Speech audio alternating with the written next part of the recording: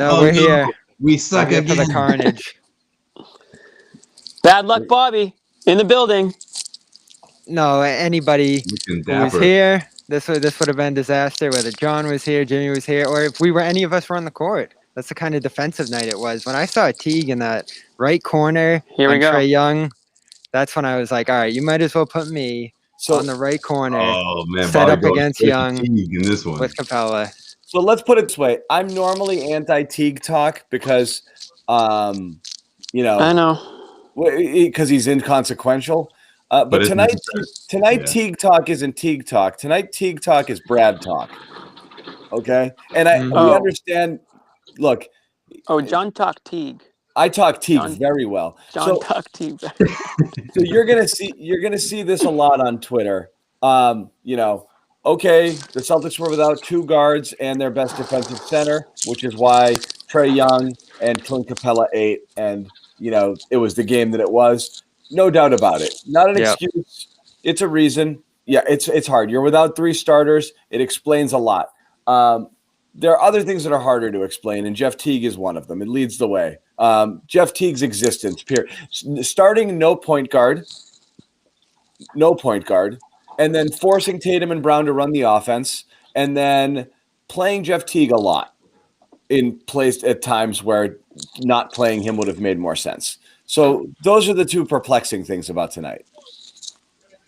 Yeah, Of course, especially since he seemed to bounce back and forth between things. Like he had Pritchard in there, he picked up the fifth foul. He had Teague in there a minute before, and then he went back to Teague after the fifth foul and kept them in there for a decent stretch where they lost 3 points, and they ended up down 7 there. If they still had those 3 points and stayed neutral there, you never know. Pritchard could have fouled out, but I didn't like getting away from that. There was 6 minutes left, and Pritchard was playing well. They had a good unit out there. Yeah. So I don't know. My wish tonight going in was that they gave Tremont Waters a little bit of the run just to mix him in, have him go in rhythm there. You don't throw him into the fourth, but I want him to start. And of course, they went with the 2 forwards. We've seen that before. We saw the Tremont. It worked Waters. okay against Sacramento. Ugh, I don't know, Jimmy. So I've probably been hanging on to the last Jeff Teague thread here for a couple of weeks now. And even talking to you guys during this game, I was still hanging on. And then, as I was trying to defend him, he turned it over, back-to-back offensive possessions. Then he missed a runner. So I think officially I don't know if I can be on the Jeff Teague, all-defense team anymore. I don't know why he was in the game. I don't know why Pritchard didn't start because it's like 2 That's games what ago. we were talking about before the game. Yeah, last night. I'm losing track of my games here. We were so happy. We got early Pritchard, early Rob, early Nesmith. Yeah. Brad's listening. He gets it. He's seen the light. And then it's Javonte Green's starting and Semi's starting and Pritchard's coming off the bench and Rob's barely going to play again. And we're back to square one. You know what I mean? So I don't know what to think. I don't know why you don't just start Pritchard, put the point guard in the point guard position, and let Let Jaylen Brown. Why did I say Jeff Green? Because I was talking about Javonte Don't Green. slip on that one. Let Jaylen going Brown off and last week, Jayson that's why. Tatum be those 2 guys. Don't ask them to do more than they already have to do. Yeah. And when you put in Javonte Green and Semi Ojeleye, it's like you're making them do 5 people's jobs out there. Am I right or am I right? That's a fair point, but I think at the same time though, it's sort of what I was talking about last night with Pritchard getting really comfortable and being the anchor of that second unit. I like seeing him start off with that second unit. I think it's really important that he gets comfortable because this is the time when you start to Brad Stevens needs to start really ironing out rotations, and I know it's going to be continuing debate between now until pretty much the playoffs, but it's true. I don't mind that, but Jeff Teague in the fourth quarter. Did Jeff Teague earn those fourth quarter minutes? I mean, come on now. I don't get it. Yeah, sure. But who else are you going to go to if it's not Waters? If Payton Pritchard has 5, listen, Bobby. If Payton Pritchard has 5 fouls, you ride it till the wheels come off. This is a game where you're down by double digits. It's the fourth quarter. You're fighting back. Yeah. You can't put together 2 or 3 stops. And that guy Trae Young, the superstar scorer on the other end, you put Jeff Teague on him, or you put Jeff Teague anywhere near him. In the fourth quarter, that's just a bad move written all over it. This was the first game I looked at Brad Stevens sideways a little bit I didn't understand the mixed You and bag me of both. rotations. Grant, Javante, Teague, Pritchard, the limited Rob stretch in the second half. It was all over the place. And then after all of that, they come out of a timeout, and you mentioned this on Twitter, John. They went Teague, Thompson, Brown, Yeah. Tatum, and Green, right? Or was it Ojale? Ojale, yeah. Ojale. I mean, it was just a perplexing lineup for crunch time when you're still in there. I know the bodies aren't there, but there were guys who were better than that. I mean, I thought Grant was better than Semi tonight, and I would have rode with Pritchard too. It's just like it changes every game. We've talked about this. You understand why injuries and inconsistency, but within the flow of a game, you're kind of cutting your wheels off trying to guess into the fourth quarter. Well, certainly, I'm not calling Peyton Pritchard the Trae Young stopper. But when you look at this roster and you look at the way Peyton Pritchard plays, his style of basketball, and obviously he had 5 fouls, but Trae Young's getting hot, very hot down the stretch, starts to hit like 35-footers, 30-footers, and Pritchard's nowhere to be seen because he's riding the bench or wherever. Who's a better on-ball defender? Is it Pritchard or is it Teague or is it, whoever else you want to put out there? Pritchard's that guy that can at least make it that much more difficult for a guy like Trae Young to do his thing and to even take that shot. Because I guarantee you, Pritchard's giving him much less space than what he was being given once he was taken out of the game. So that is a serious issue. I just think Pritchard's got to be – I understand Josue's point. I want Pritchard solidifying that second unit too. But this is not a typical second unit right now. This is not a typical starting unit. Can I be the apologist here? Just for a minute, just for perspective, okay? Because I agree. Like I agree with you, Jimmy. I'd ride Pritchard till the wheels came off there too.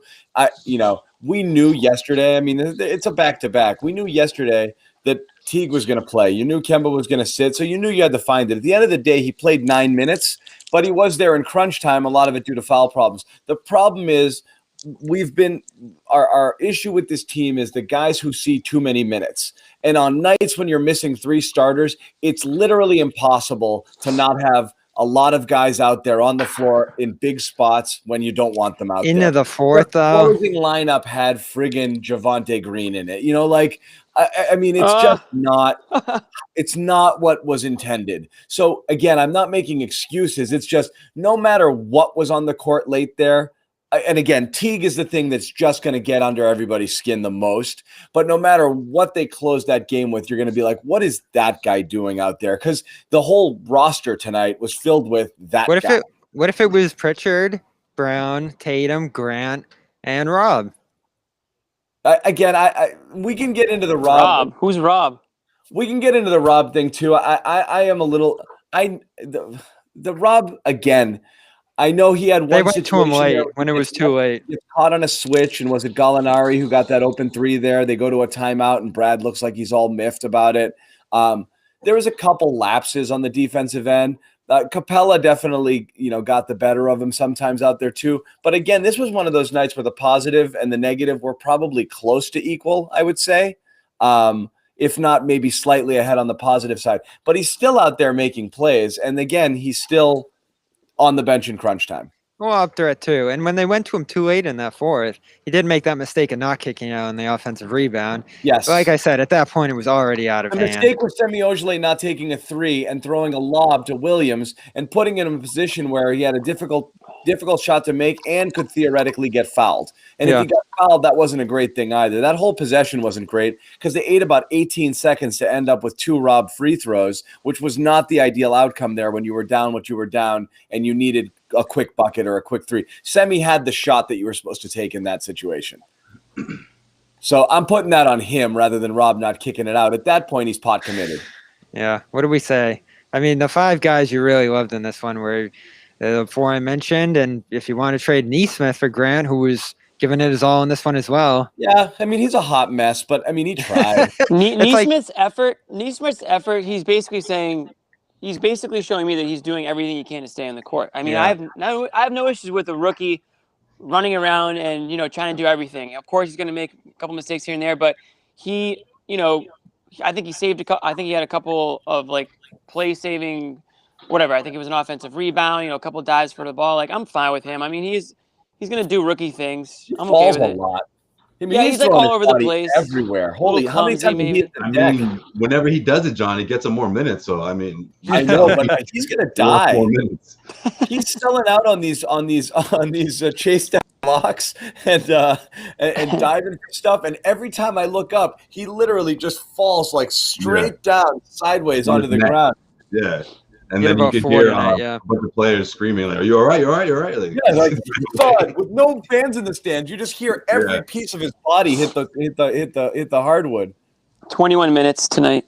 Yeah, for I'm him. afraid to look in the chats right now. Last only 3 thing- games, 28, 24, and 21 minutes. Prior to that, I mean, we already know how many minutes he got. He's like for the 2 and 0 effort that he puts in, he stands around. It's way too much on offense, and they do not pass him the ball. They do. I mean, Tatum. They don't even look at him. They don't even look at him. Tatum's dribbling at him, and will turn around and give it like, or they will not. He goes minutes without touching the ball. It's amazing, and he does just kind of go and run and hide in the corner. Maybe that's the point. Maybe he's there only for space. I think he has to get comfortable out there. Yeah. But I'd love to see him run around some screens and get free a little bit there. It's just he just stands there and waits the whole time, and they never give him the ball. Well, Brad talked about it. What was it last night? Actually, he said how he's getting comfortable. You can tell he's a bit more comfortable compared to what we saw. I don't know, like a month ago. But he still has to get comfortable to the NBA speed. So I think a lot of that is him getting, getting the sets down, running the plays and stuff like that. And I think they know that. So they're like, this guy is still getting comfortable out here, so let's not give him the ball right away. But they were giving it to him before. Before this game, it seemed like they were looking for him because it seemed like he was more active or at least ready to go. But it's a lot for him to take in. Like Jimmy said, he's playing over 20 minutes, 3 straight games for the first time in his NBA career. Real quick, guys, before we move on, I just wanted to go back to Teague Stevens just a minute ago. A couple minutes ago in his press conference was talking about the Teague minutes. And he says, quote, part of that was the Gary matchup. Washburn flipped out. What's that? Did Gary Washburn ask him a question and flip out? Yeah. Part of that was the matchup. They were targeting Peyton a little bit. I thought Jeff was as good as anyone we had guarding Trae Young in the pick and roll. Peyton wouldn't have lasted long with those 5 fouls. Hard to argue that. I still ride him till you die there, Yeah, it got away from them. So, I mean. It didn't feel like it spilled over big time until Teague got out there, though. And maybe Young turned it up at a moment where anyone in front of him would have been blasted off the court. So you never know. Yeah. But it wasn't so much the defense. I mean, Teague turned it over twice and then missed like a little bunny. I mean, he killed 3 straight possessions. The strategy there was off. They weren't following Capella at first. They went 2 possessions where they did it. They stopped on the third because he botched the layup inside. He had to travel a few plays before that. So once 3 offensive sets went wrong, you're right. They got the stops they needed on defense. The Capella thing worked for 2 or 4 at the line. And then they just stalled themselves out on the offensive end. And guys, this offense, they're down to coming in tonight 16th in points per, in offensive rating and 22nd in points per game. This offense has fallen off a cliff in the recent weeks. Let me say this. I know you just transitioned to offense for a second, but it's pretty freaking low. Lowest of low when you start doing hack a Capella. I mean, hack a Shaq. Shaq was the most dominant big man in the history of the NBA. Dwight Howard. I get it. Those guys. Point, Jimmy. The point is you can't stop Clint Capella. No, the point is math. It's not that. The point is math. John, if they had people capable of playing defense in the paint. That's not it. It's just a math equation. You need the ball back faster, so you foul early in the shot clock so you can get possessions back. It's a worthy trade-off. That's one of the reasons to do but it. That was part of it. We're down 10 with 2, and they thought, okay, let's shorten it. We need more. We need the ball more. So we'll live with Capella free throws early in the clock rather than have them run 24 seconds. But even before that. It's fine. Even before that, he was having his way, as was the other bigs down low. I mean, their points in the paint tonight were absurd. John Collins. Bobby's boy. We haven't even talked about him. Yeah, he came out with fire in that first quarter. I think going to get him in the backcourt. A jump ball in the backcourt, but nice. Called the foul. He's nice. I mean, what's that? I thought they got him with the jump ball in the backcourt, but they called the foul. I don't think they were trying to foul there. Yeah, that was a little. It was close, right? It was about almost 3 seconds. They were both holding that ball, but that was a close one. Because you know how the Celtics are on jump balls in those situations. I would have said, "Oh man, this game's not over here." You know, I'm not sweating anything that happened late. The Rob free throws kind of killed it. That sucked. I thought the Teague stretch. I don't want to go back to it, but you lost 3 points during that Teague stretch, so it would have been 4. But for most of that final sequence, it was 7 because of the points they dropped there. I don't know. This whole game was kind of a mess after the first quarter. It's too bad because they were decent offensively in the first. Who's the last player like Teague to upset people this much? Like, who's the last person? Who's the last Celtic that every time he goes on the court draws the ire of the fans? Ennis Cantor. Oh, you're saying a signing, or are you saying Ennis Cantor? Only you and the other basketball brains who couldn't deal with Ennis Cantor doing good things. No, but seriously, who else of the entire all fans freaking out at once every time he steps on the court? I as much as Teague. Mark Blount. No, Jason Terry, man. The Jet, that was like cool for about a month. Everyone was pissed. He just had a few of those signings, like veterans coming in, low money that just have faded into the sunset. He tatted the logo next to the championship trophy on his body. the championship trophy that he tatted on his arm for the Mavericks. Shaq? RJ Hunter. No, people didn't Shaq barely played. Wanamaker was a valuable bench. Shemmy was close. People got really mad last year when Shemmy would get out there. Yeah. Jared Wallace was okay the first month or two. He's just broken. I'm just picking an obscure year somewhat recently. Scalabrini. all time, John? All time? Purvis Ellison. It's not even close. Out of service, Purvis. It's not even close. That's my a dad nickname. would get so It's one of my favorite alt nicknames. Purvis Ellison. Out of service, Purvis. It's like the ultimate switcheroo. So what is I'm going to defer to John and Jimmy here because they've had the ideas the last few games that have worked. Do you just start Rob and Pritchard at this point because they're playing the best? I don't know why you wouldn't. We're overthinking it. Start your best players. Start the guys. I tweeted this jokingly again tonight about, it's so annoying every time Rob comes in, he makes instant impact plays. Like, he's in for 2 seconds and it's dunk, challenge shot, another dunk, hustle play, right? Pass inside. And again, this is where we come back to it is he makes – it's not just negating negative plays with positive plays. He makes positive plays that I think very few other people could make on this team in his position. Vertical spacing. All of it. It's just – and he does it all the time, and it still just goes – I wouldn't say unrewarded. I think everyone freaks out every time he's late on a switch or does something, and they're like, that's why he's not playing. It's like they completely forget or discount all of the positive things. And it's math. Like Jayson Tatum had, as good as he was tonight, had a stretch where he just friggin' turned the ball over like 4 straight possessions, it felt like, just dribbling into traffic. Like, you live with that. You make plays, and sometimes you don't make plays. Like, it happens. I don't know if it's just Celtics fans or if it's the position, but it seems like with big men, their mistakes are magnetized like 10x. Like Ennis Cantor is a prime example. Like every time Ennis Cantor was on the court for the Celtics last year, he did one little thing he would do wrong, and that was it. That was the end of it. Yeah. It was all you heard about on the Twitter sphere or wherever. That this one rotation that he missed, or the pick and roll defense, all that stuff. So Rob's it's similar to Rob now. It's like you can't take the good outweighs the bad. You have to play him. The energy he gives you. If you start the game with Pritchard and Rob today, this game could go completely different. Completely different. It could have gone. Who knows? We'll never know. And I saw at least one person tweet this or a sentiment like it after Rob Williams made a not great play on the defensive end or got lost a little bit on a switch. And somebody tweets or a couple people are like, "That's why he doesn't play more." And I'm like, "Do you really believe this? Like, he just had done 4 or 5 super positive things, and you think that one mistake is a hangable offense, and that's why he's not playing? Right. What do you think's more likely? Brad thing, because Brad is quick on the trigger when you have those defensive lapses. That's like the one thing he can't abide by. But again, it's that, as you said, Jim, the positive negative thing. Like, you have to look at both. I wonder if it's the veteran hierarchy thing that we've assumed Stevens has had here in the past based on other rotations we've seen, or if it's legitimate things that he's seeing. I think it's something between those two because I'm not sure if he's going to bench Kemba ultimately for Pritchard or Thompson. He's not, but this was the perfect time to play Pritchard. Today was, Yeah, today was that's what I certainly. mean. All the time. I think he just wanted to see it tonight. Exactly. This is a perfect opportunity to Pritchard start especially. Pritchard. Like, But did he go why back? wouldn't you?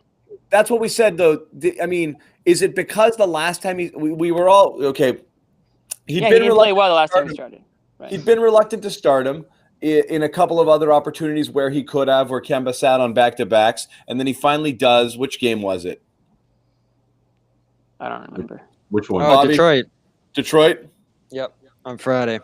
Okay, so he does that, and it didn't go well. Pritchard definitely didn't play his best game there after having a terrific game the night before. Is this why he didn't start him again? Bobby, you mentioned rotations, but I think your rotations are grossly out of whack when you're missing 3 starters. You're really just trying to survive here. So, again, we might overdo the whole starter thing. And you're right. If you have Pritchard and Rob there, what's the bench going to be? Are you going to bring I get it, I guess, but to not have a true point guard out there and somebody who could actually run your offense just didn't seem like a smart. Well, that's what I'm saying. It's conventional thinking, it's matchups, but it's not working. Like, you understand why they do those things, but it's not working. To run this lineup out there was very unconventional. Like, so here's the thing. I mean, Pritchard. That starting lineup. That's very unconventional. I mean, you're playing one of the most electric point guards in the NBA, a guy that can get hot as fast as anybody and can score from all over. All you had to say to Pritchard was, hey, we don't need you to score tonight. We need you to play as the peskiest, craftiest, lockdowniest defense you can. And we know that you can because we've seen you be that pest out there and play, this guy, Pritchard would have played full court defense for the entire time out there in the court. Maybe get Young frustrated, maybe get him off his game a little bit. Instead, you go no point guard. I guess. I don't know why. Didn't it seem like the matchup for Pritchard to just give him a chance? Hey, just play defense. Don't worry about the offense tonight. Just follow Young around.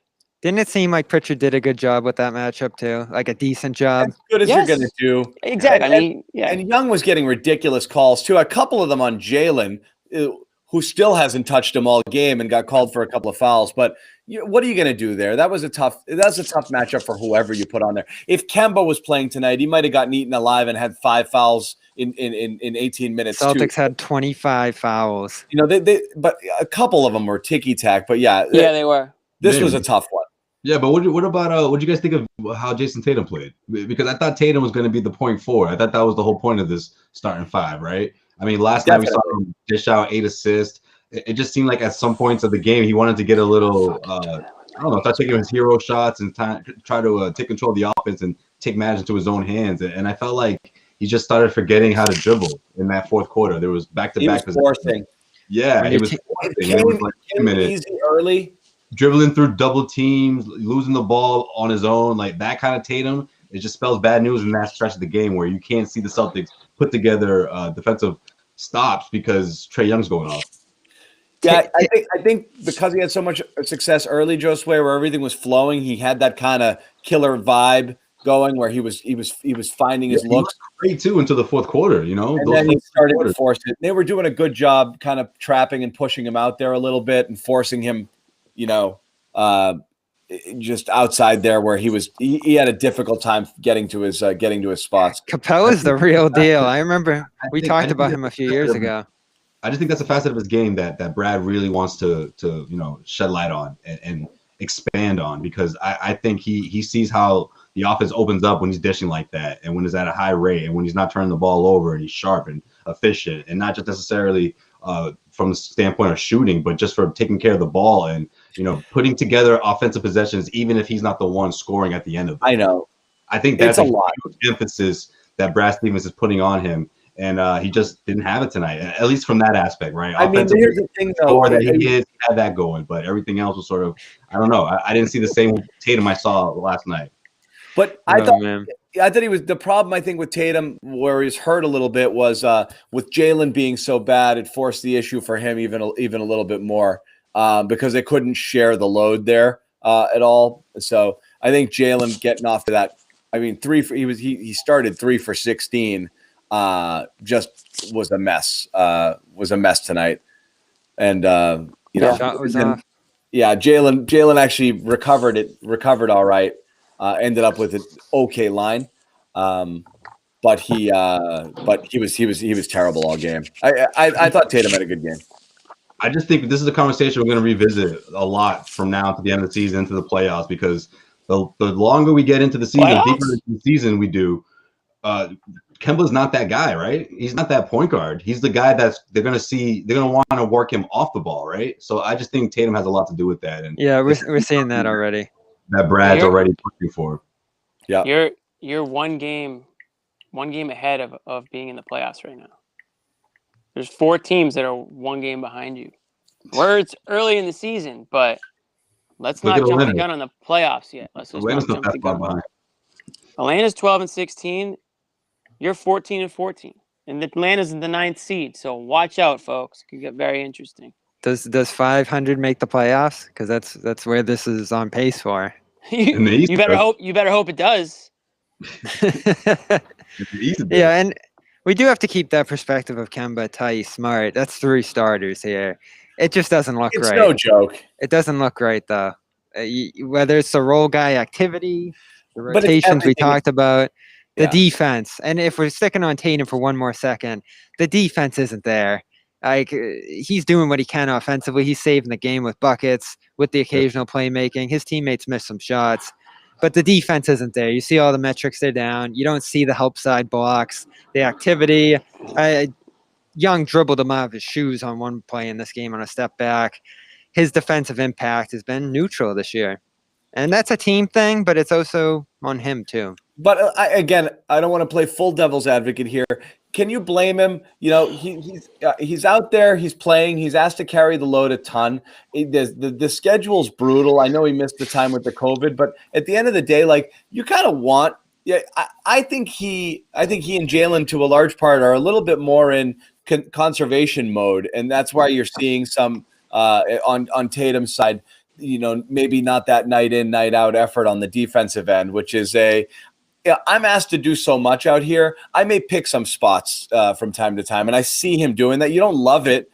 You want to see all that effort all the time, but I mean, I guess I get it. I don't think he's the only player in the league and star player in the league to do that. No question, John. And I think Brad Stevens is keeping a close eye on that. Like, if you're Brad, you have to pick up on these habits, right? You have to know how your superstar works, what makes them tick. When is he going to decide, okay, I just don't have this, or where are his limits, And I think that's what he's doing here, pushing him to it. What is it, another 35 minute on a back-to-back. Yeah, 35 back-to-back, right? I thought it was less than 35, but yeah, he hit 35 tonight. So it's good. I mean, look, throw these hurdles down. Some people are saying home some games stuff out here. Home game back-to-back. I mean, it's really not that. Oh, that's a surprise for John. In the comments, don't do it. Don't look at him. I guess you have to. I'm resisting today. We can't keep riding this wave. Okay, where they save themselves, and they play a good game against Denver, and then it all falls apart again here. Well, what's the bigger picture here? 16-21. They'll blow them up. They're going to blow them up? I think we went into this game knowing they're going to split these, and this is the loss. They'll get the win for the next one on the other end. Well. Were you not confident, Jimmy? Like your confidence. I mean, there's no reason to be confident in this team right now. So, I mean, I'm not going to make that statement. I hope that they play better. I hope that they put the effort in from start to finish. But, I mean, are they going to magically be able to suddenly defend some of these bigs? And not only that, but the perimeter defense tonight I thought was pretty weak too. I mean, they were getting Bucks. The Hawks were going inside to outside fairly easily. So yeah, they had a ton of their buckets in early, points in the paint. We were joking there, but like in that first stretch there, I mean, just layup after layup after layup. They just got whatever they wanted there. It was just, another crap defensive effort. Yeah. So. Oh, it's hockey time here. Bobby, they're coming for you. They're changing it over. Yeah.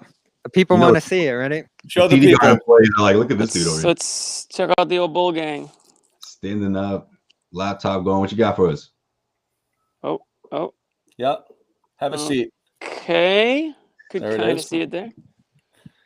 Yep. Bobby's at the Garden. He's got some stuff to do. So, Bobby, like I said, you can always bolt a little bit if you want. We're on a back-to-back here. I don't know how much we're going to trash these guys, and we're not going to whip through every single possible TPE trade scenario again tonight. Well, you want to hit on Collins real quick? That did look like a guy who could make a difference here, possibly energy-wise, especially. Who, Collins? Yeah.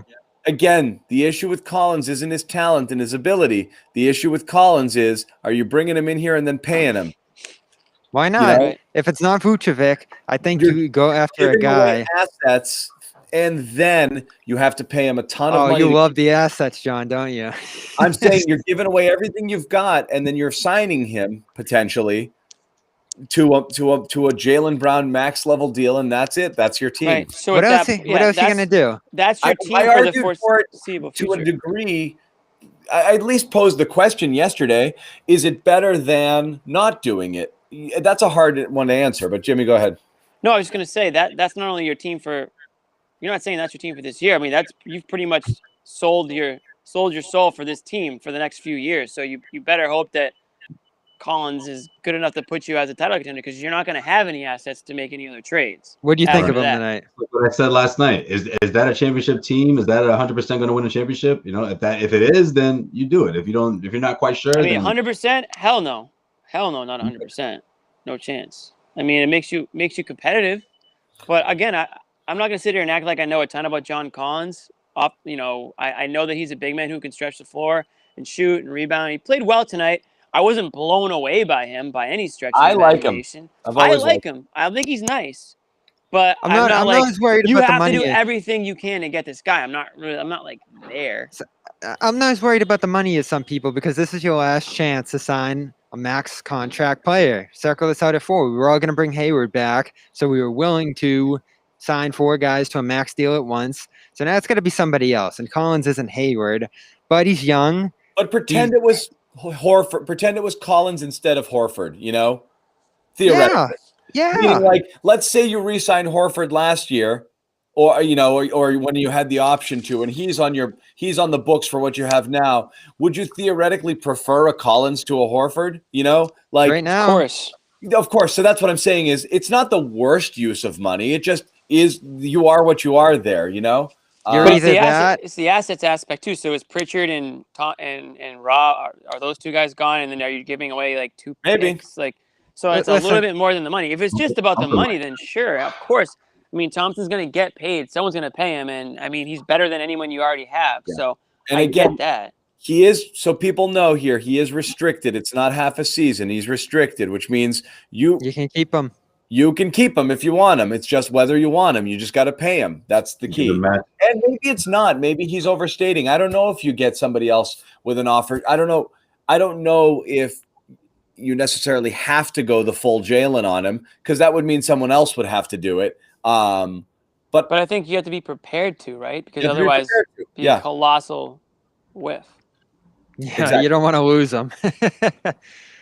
Yeah, I just like it because you got to go big with this thing. And this wouldn't even be the TP. You could still make marginal changes while adding a big-time player in him. This would effectively be the Cantor TP that brings Collins in.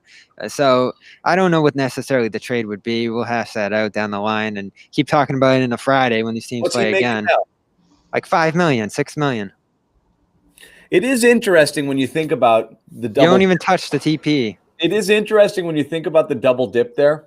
Yeah, a couple bench guys and then a star player in Collins. That's getting you multiple pieces that you need. Yeah, or if you just say see you later to the luxury tax and go use the TPE for Vucevic and use the Cantor exception for Collins and say, all right, that's our team. Again, it'd be nice if you had players who weren't Nesmith and Romeo. Well, the other thing was this: you have to hope that there's. You have to hope there's not a lot of competition for him, because there will be. Can't imagine you could put together the best package if the Hawks are dead set on getting rid of him, which it sounds like they probably aren't going to re-sign him, right? So it sounds like they're going to probably want to trade him. Now that's So- where Vucevic is more preferable as someone with a big salary because you're one of the few teams that can absorb it. It's easy for any team in the league to match Collins' money. Of course. Right, and they've got better assets. Are you in tradable on him, assets. Josue? What were your thoughts on him tonight? And That's what I'm trying to get It to. only makes sense to get blown away if you're Atlanta for something, because otherwise, what do you say? Otherwise, just let him walk for $5 million. You're not. It's not a big deal there, right?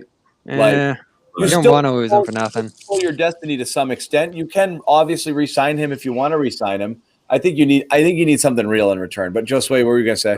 No, I was just Bob was just asking me what I thought about him overall. Yeah, he looked good today. I mean, obviously he presented problems for the Celtics. I just don't know if you're giving up like John said, like that could be it, you know. And I'm not sure the Celtics have enough for it. I mean, obviously if you're not touching the TPE, if you're not giving up a combination of Pritchard, Rob Williams, or 2 out of the 4, you know, that young core or that young group. Is that enough to get it done? I mean, sure. If that's enough, you know, I just worry that something's going to have buyer's remorse in a couple of years, you know, or a year. I am too. So that's why you do it now. Oh, it's impossible for Josue to make it through a show. He just falls off. Every time he gets passionate, he gets booted. Damn it. You should at least swear on your way out. No, before we got a taco question. You've never had a clean slate. You don't have one. It's been an hour. It must be an hour. It's like that's the cutoff, man. My lighting's looking better here. The sun's you coming pay in. for your Wi-Fi hourly? Did you have to put more coins in it? I think it's a day. The daytime is flawless. The meter ran out. He puts coins in his router. me and Kendrick Perkins. All right, we got the same setup. Hey, he's my last point before I get out of here, guys. He's active. Yep. He moves. He's physical. He's something that will get this moving a little bit and have some upward trajectory. Be here long term and be a piece that moves the needle. Like I wanted to do something big with the flexibility that they have right now. And all this talk of JJ Redick and Thad Young and just these band-aids that aren't going to change too much. I'm going to kill myself if that happens. Oh, it'd be a disaster, and it wouldn't change anything. Well, it's exactly. That's a different nothing. That's a different type of acquirement if you go that route, because you're getting a young guy who you expect to be on the team for years to come through the prime of his career, right? So that's different than bringing in like a veteran, you know, almost a freaking buyout type candidate guy. Yeah, completely that's the whole idea. You let all these long-term pieces go, so now you need to fill them up with long-term pieces, not one-year rentals or Band-Aids or things to help out and cover this up a little bit. Now, I don't think they need a ton of changes to get this going in the right direction, but they need some, and I want those changes to be long-term moves rather than something to go all in on this year, because we're still not seeing, regardless of what we think of the role players here and the impact they're having on it, we're not seeing the starlet players on this team make statements that they're ready to push this to a championship level either. You know, you got to add pieces around them that are going to help this grow into the years to come. And this year's weird anyway. Who knows what could happen into the stretch run here? Like, there's got to be some level of sustainability to the moves they make this year. We shall see. We'll see. Bobby, if you need to get going, you can go. We'll put a bow on it. Yeah. Bobby Manning. Bobby, anything that we couldn't see on TV tonight that you noticed, or anything that stood out to you being in the Garden tonight? Brad. There's no fans at all. It's weird. I noticed more defensive communication from the Hawks. They were loud. That you could hear them up here. And I know you've been to a couple games just way. You hear the Celtics a little bit, but not a ton. Yeah. That's all I talk really. And you know, Danny, how loud the Knicks were. Jeez, they were so pumped up. It was like the greatest game they've ever played. Is Danny at every game, Josue? Danny? Yeah. I didn't see him last game. I've seen him I've only seen him at one game. Well, I've been to 3, so he was here tonight, and so was Mike Zarin. Was he on the court, like courtside? And they're scouting Collins? Yeah, they wanted a good look. That's where you're taking this? Maybe. I don't know. They were there for something. I've seen him there once, so I don't know. Zarin usually sits in the balcony, so I mean he might be at all the games just sitting in the balcony. We haven't seen him. He was courtside. Yeah. All right. We'll see you on Friday, guys. All right. Nice talking to you. That is true about Zarin, though. Bobby's going to go report from the Garden. Thanks, Bobby. Check in if you need anything after. We'll wrap it up here. I got nothing else to say on this game. Doesn't mean I'm ending it right now, but huh? Bobby looked like he had like a fade feature. He faded out of there. That was cool. Yeah. You guys see that? Fading into oblivion. Yeah. Bobby was like all the drunk up Celtics. wearing a jacket. Just Nobody's like talking about it. Dude, I wanted to slide that in there. Bobby's looking good for absolutely nobody in the Garden. All grown up.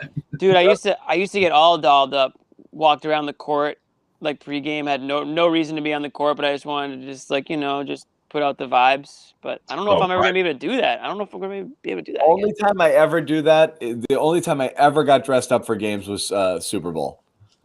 Super Bowl, you gotta wear Super Bowl, you gotta wear the suit. I do the no, Jimmy. We did what was it? I did the suit. Right? But yeah, you gotta do the full suit at the Super Bowl. But dude, playoffs, I used to go all out, dude. Full suit, like walking around like NBA Finals. I did too. Yeah. I used to just sit on the bench and just try to strike up some conversations with some of the like national media guys. You're like, who the hell are you, kid? Get out of my face. Like, whatever, dude. Whose kid? They were like, whose son is this? Like, hey, family bro. Yeah. Who's this? Are you lost? Yeah. You lost, little boy? Yeah, seriously. Run along now. Wait, when did you start at NBC? Or CSN or whatever it was back then? I still call it CSN. 8 years ago, probably. What year was it? 2011, maybe. 11. So it was after the second finals. It was I was working during the Bruins Stanley Cup run. I was 11. there. Yeah, I was there for that. Yeah, I was working the night shift on the desk. I think I wore a suit for that too. Yeah, it was a cup. I mean, the thing about hockey guys are always wearing suits. It doesn't matter what day it is. No, they're great. They're all like 60 years or older, and they're all wearing suits. And I don't know what half of them do. They just work for the NHL. And I mean, they just work for the NHL. Just don't step on the field. When there's a doubleheader. Yeah. You ever see when there's a doubleheader, you just see the difference of like NBA beat writers and hockey beat writers, like completely. Yeah, even the food is different. The cup felt classy. Oh, the cup! They do it right. They do it right for the cup. Even actually, believe it or not, was my favorite thing I covered. I can see that in person. It was the whole the arc of the series too. It was a great. That was one of my as far as like championship series goes, that was unbelievable. Awesome. So fun. That was so much hatred. Yeah. Yeah, back and forth, the cities, like the teams, boroughs, like the 2-1-1, 2-2-1-1-1 going East Coast, West Coast, Boston to Vancouver. No joke. I would leave the Garden. I would leave the Garden Tuesday night and just overnight it to Vancouver. And the next time I would go to bed would be Thursday night. You would miss entire days. Completely dead. Yeah. No idea what time it is. That was great. And I do, and I still hate the Canucks. But yeah, as soon as that's the cool thing about once you get to either the NBA Finals or the Stanley Cup Finals, like the league takes it over. So they really like pimp it out. You can tell when it goes from teams to the league, they come in and it's like completely different arena. Yeah. Check it out. Block party. Too. There's like ice sculptures. Ice sculptures. Yeah, the Celtics. Same thing with the NBA takes over in the Eastern Conference Finals. The conference finals. Yeah, the food is like elite. You're sitting there with like Kobe beef steak. I'm like, right. I missed the first quarter. I'm just eating like 4 meals. I miss being pampered. We used to go to finals every year. So many finals. Dude, I was just out of college. I would go to the Garden just to like get a full meal, and I'd be like eating for 3 days worth because I'm going back to my like basement apartment, like I miss it. All right, any thoughts before we wrap it, guys? Because we're already in a silly season. I'm not talking about pickles. Jimmy's talking about eating. Jimmy's talking about elite steak. Yeah, I mean, courtesy of the NBA. I mean, that was good. Anyways. But here we are, same two teams again. You got to figure it's going to be a bounce back. You get your full roster. They'll go out there and we'll win by 27 points, and it'll be like, oh, everything's great again. Well, that's kind of my final thought is I feel like we're on this like seesaw now where it's like they played well against, the Nuggets. So like, we're like, oh, maybe they're not so bad after, and I'm sure Bobby's like, rah, rah, sis, kumbah. And then tonight it's like, well, we suck again and all this shit. So Mhm. it's like, I feel like we're on this like seesaw of we don't know what to expect, and then we overreact one way, and then we overreact the other way. So, Yeah. and when the dust settles, they're 500, which is so Have I perfect not been because Just gonna say that. Like, Jimmy, you know what that sounds like? That's a 500 team. That's what that Yeah. sounds like. Yeah. exactly. That's why you're right, Josue. Boston fans don't know what to do with that. You got to Mm. be all the way one thing or the other. The most frustrating thing is mediocrity because you can't get there's no answers. You just sometimes what the future's gonna that's what hold. we Who are you? Are you this Yeah. mediocre team? Or are you on the Yeah. verge of becoming a great team? Which one is it? But you know, when you're this type of 500, that's a bad 500 to be, because that tells me that the effort is very inconsistent because they're losing games. This is not a 500 team, right? Roster wise, talent wise. I mean, although they've had some injuries and whatnot, but when you're a struggling team like the Hawks, for example, I mean, you're happy with 500. You're outperforming what your expectations were. But when you're a team that people, you know, you're coming off Eastern Conference Finals and you know, you're just stumbling you're stumbling around here right now.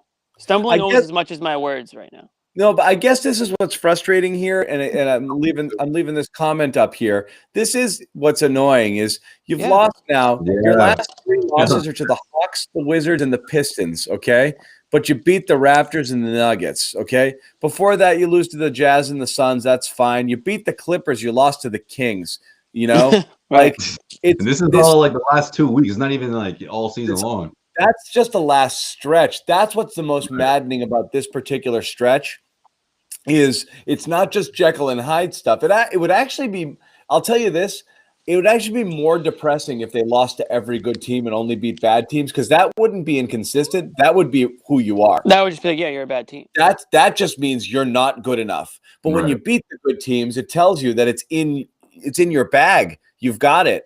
And then when you go out there, that's when you get mad, and it's Brad's fault, and it's effort, and it's energy, and it's all of these things, because there have to be reasons why you can beat a good team one night and lose to a crap team the other night. And it seems like they're fixable, or they're internal, or they're, like I said, effort, coaching, decision-making, something as opposed to just physically that other team's just better at basketball than you are.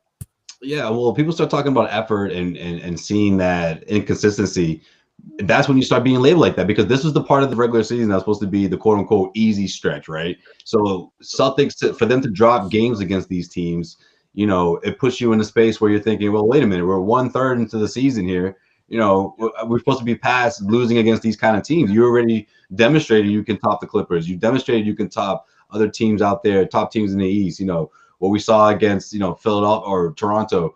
Like, that's the sort of effort where you're starting to thinking that this team's going to turn a corner, and then you're dropping the ball against these type of teams when this is the easy stretch, quote unquote, and then comes the harder stretch that comes up next week, and we're still not sure which team this is or what their identity is. Yeah, interesting twist on this one. Maybe teams are having a tough time getting up for Boston, which is a bad team. Yeah, right. Yikes! You know, Toronto has nightmares. In Toronto, they have a show right now, and they're like, "We lost to the crap Celtics." Could be worse. We could have the Celtics future. That's like what we were saying about the Raptors, like earlier in this season, and they've made, you know, a pretty impressive they've sort of righted the ship in some ways, to at least be in the playoff hunt again. So Raptors media, Raptors. Bobby would jump all over that. Oh my God, he applies every time. I'm like, Bobby, Raptors media is not a real thing, and he's like, oh, I sent him another resume. Yeah. Insider. Yeah. All right. So that's it. Same 2 teams. We're not sure if we'll have the full roster or not, but we will do our best. We'll have some collection of characters back here on Friday to do it again. Thanks again for watching, guys. Do we have a sponsor tonight? Josue Pavone, Jimmy Toscano. Let's see. Do we have one tonight? Paying bills tonight? What happened to our No, we're good tonight. Oh, okay. No free ads. No free ads. So that's it. That's all we got. That's all we got. We'll see everybody on Friday night. Subscribe. Tell your friends. Tell a friend. Back on Friday, then again on Sunday, right? That's Sunday, right. 3:30. Yeah, Sunday. What was it, 7 and 10 days, I think? Starting from 7 games in 10 days, starting from last game. 2 games to go. It's tough. I'm tired. I don't see myself at Sunday's post-game show. I don't see it. I mean, things could change, but I just Feels like a don't Nick. see it. That feels Feels like like a Nick day. feels like a week and a half from now. Boomer day. Boomer day.